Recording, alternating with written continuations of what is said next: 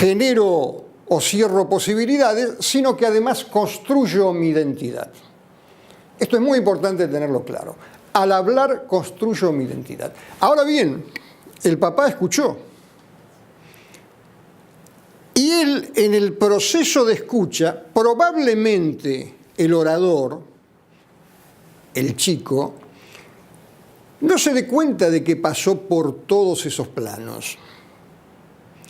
Pero qué bueno es tenerlo en cuenta cuando hablamos, ¿eh? Qué bueno es tener en cuenta cuando hablamos de hacernos estas preguntas, porque, fíjate, lo que decimos y cómo lo decimos, qué acción ejecutamos, qué efecto producimos en los demás, de qué me estoy haciendo cargo frente a los demás, para qué digo lo que digo, abro o cierro posibilidades, qué identidad me estoy construyendo.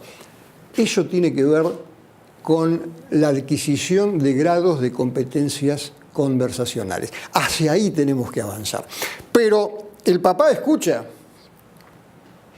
Y el papá pasa por los mismos planos. ¿Qué dice y cómo lo dice?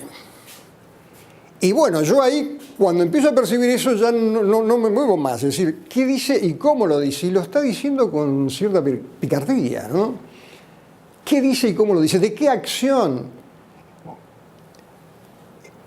se trata de ejecutar? Y es un pedido, me está pidiendo $100, algo diferente a lo que venía haciendo habitualmente. ¿Qué efecto me produce? Y algo está pasando, algo diferente está pasando. Probablemente el chico hoy conoció a una chica y quiere salir con su novia. Y bueno, $100 hoy, el Banco Central en Semana Santa vendió 350.000 millones de dólares para mantener el dólar, que hoy está a 20,50, qué barbaridad, digo yo, pero bueno, algo está pasando en el chico, algo está cambiando. Y voy al plano luego de las inquietudes y me pregunto, ¿para qué me dice lo que me dice? ¿De qué se está haciendo cargo? ¿De qué me puedo hacer cargo yo? ¿Para qué escucho lo que escucho? Y paso al plano de las posibilidades. Y abre o cierra posibilidades, oportunidades o amenazas. ¿Qué consecuencias? Y yo me estoy dando cuenta que por todo esto está abriendo posibilidades. Está planteando una situación diferente. Y llego al plano de la identidad y me estoy conformando una nueva identidad acerca de mi hijo. Entonces, ¿qué es lo importante acá? Lo importante es, primero, que la conversación es clave en la vida de las instituciones, de las personas, de las familias, porque a través de las conversaciones creo identidad. Ahora bien, dijimos que no es posible la comunicación instructiva, porque un eminente biólogo chileno, Maturana, unido también a esta corriente de intelectuales chilenos, dice algo muy importante. No nos olvidemos nunca que nosotros decimos lo que decimos y quien escucha, escucha lo que escucha. Es decir, que al medio siempre hay una brecha crítica, siempre hay un vacío. Y ese vacío lo llenamos con historias. Pero no solamente con una historia. Uno genera una historia para sus propias inquietudes y genera otra historia para las inquietudes del otro. Y a su vez el otro también genera dos historias.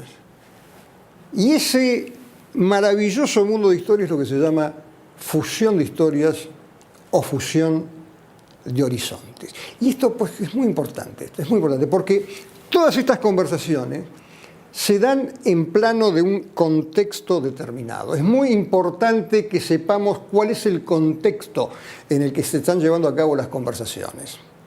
En segundo lugar, las historias personales. Las historias personales son siempre filtro en nuestras conversaciones. Cada uno tiene una historia personal. Los estados emocionales. Importantísimo tener en cuenta en las conversaciones, que además pueden cambiar varias veces durante las conversaciones. Y finalmente el trasfondo histórico. Muy importante. Y el trasfondo histórico son dos cosas importantes. Por un lado, los discursos históricos. No es lo mismo Si yo soy cristiano, estoy conversando con otro cristiano, que si soy cristiano yo estoy conversando con un musulmán. Es un discurso histórico diferente, pero también son prácticas sociales diferentes.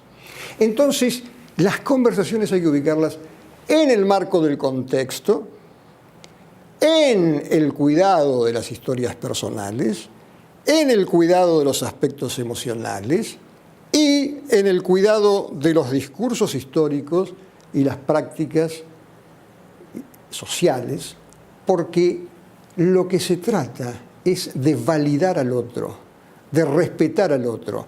El modelo conversacional pone su énfasis nada más y nada menos que en el respeto al otro. Y si yo no escucho, no lo estoy legitimando. Y si no desarrollo escucha, no lo estoy realmente construyendo como sujeto activo que me transmite sus inquietudes.